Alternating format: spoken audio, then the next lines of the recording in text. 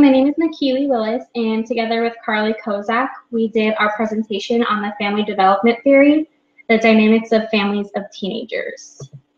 And this is stage 5 of Evelyn Duvall's 8 stages of the family cycle. This is the families with adolescents during the teen years.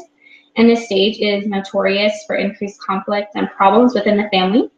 And it's really important to understand the 8 stages, to understand how to handle the different stages when they come and how to prepare for them. I don't think he knows I even exist. So stupid to think about him, but I can't help it. Yay!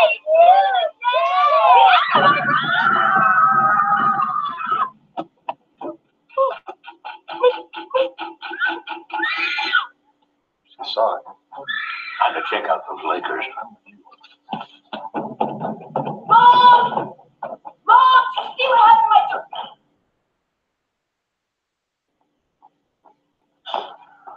I spoke to your principal. What? Just now on the phone. Where's my door? Privacy is a privilege, Anna. Where's my door, Mom? Your door will be returned to you, Anna, if and when.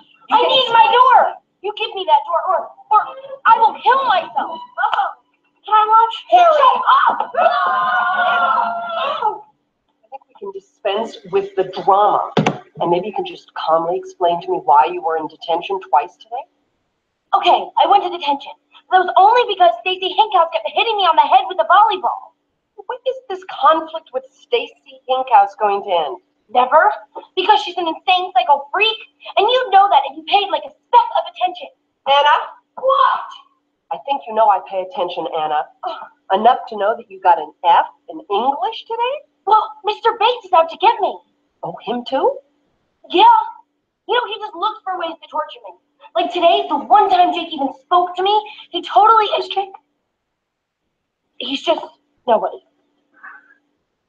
You say I'm not interested, and I'm interested. Try me.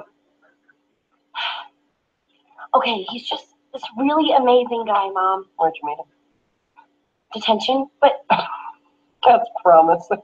see, do you see? This is a great example of the parent-teen conflict. Parents and teens struggle and they argue with their family values and rules during the teen years. And during this time, adolescents need more space physically and emotionally. They're just trying to determine their own identity and who they are. And parents need to allow them this space. They need to allow them time and space to figure out who they are.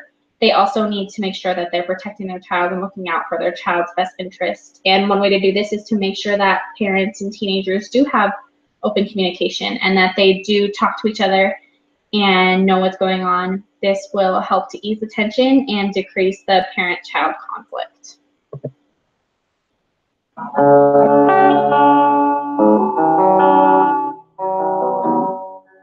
I'm blessed to have really, really nice parents, and they're always looking out for me. That being said, though, you do quarrel sometimes. My relationship with my parents, I think, relatively is pretty good. Obviously, there are the moments where, being a teenager, I don't really feel like talking to them, don't really feel like letting them into my life. When something's on my mind, I usually go to my friends about it. I don't really talk to my brother. I do find it difficult to talk to my parents because they put a lot of pressure on me, say I can tell them anything. But that just makes me feel like maybe they just want to know, and I'm not so sure if I want to tell them about some of my problems. I have a little brother.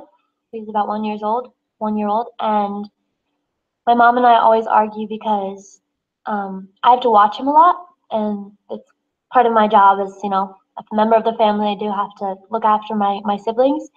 So I always think I should not have to look after them for very long. Every weekend we have like a little family movie night where we just kick back and relax, watch a fun little movie.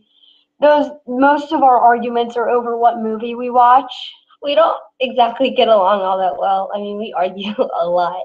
And kind of everything turned into an argument, and it's kind of hard to get along with him sometimes.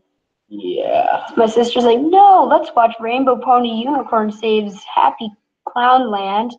And I'm like, no, let's watch this awesome Terminator death movie. Well, being an only child is it has its pros and cons. The pros are your parents kind of become your brothers and sisters, and they become your friends. The best thing about having a little sister is somebody to pick on. The cons are sometimes I do get lonely when my friends are away and I have nothing to do except sit and think. The best thing, honestly, is that you always have somebody to talk to or hang out with. She dances in the living room all the time, and she sings really loudly in her room so that the whole house can hear. He makes irritating noises, and I tell him to stop more than once, very nicely, and he doesn't stop. I have a big sister who I can really talk to about a lot of stuff, especially when, I feel my inhibitions hold me back from talking to my mom and dad about it. She also always dances around the house a lot, so that gets in the way of just going to do things. Like you have to wait for her to finish her plie or something before you can move. And I dance in public too. That too. Sometimes I just walk away. He calls me a loser, and I snap, and I don't like it at all. I call everybody a loser, so Did you call me a loser more than anyone else? that's true. Being an only child's fun to me because I don't really have to worry about some other kid running around the house or sharing something because I'm an only child and I get a lot of attention, which I like. So it's always nice just to have a sibling who's pretty much always there for you.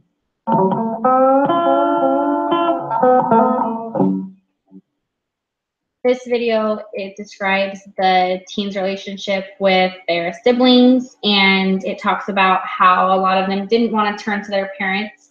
They turned to their older siblings or to peers for emotional support and for help in making decisions.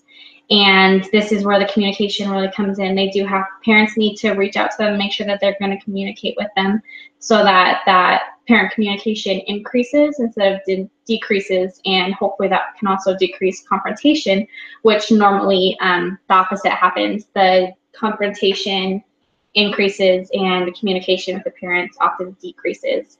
And another thing that was mentioned is that as children enter their teen years, they are expected to take more responsibility in the house, such as looking after the siblings or household chores. But even with this increased responsibility and all of that, teens can still feel loved with their families, and they still need to have that love and that belonging.